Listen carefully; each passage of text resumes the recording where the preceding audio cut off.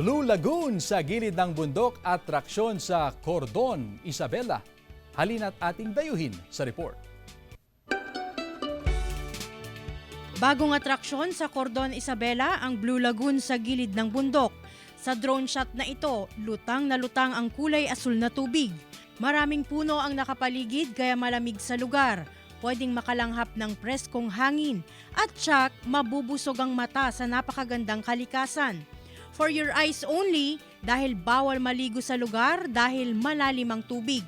Mula sa highway, 20 minuto lang ang biyahe.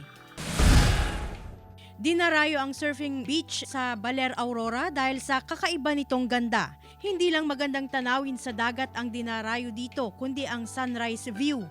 Instagrammable ang cloud formation at pagsikat ng araw. Patok ito sa mga mahilig mag-selfie at mag-relax. Bukod sa magandang tanawin, sumasabay pa ang relaxing na tunog ng kalmadong alon sa dagat.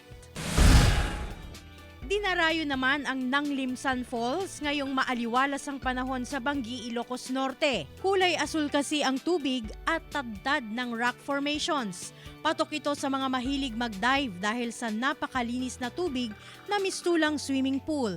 Pwedeng mag-picnic sa lugar pero pakiusap ng lokal na pamahalaan na bawal magkalat ng basura sa lugar. Glam Calicdan Dizon, 1 North Central Luzon.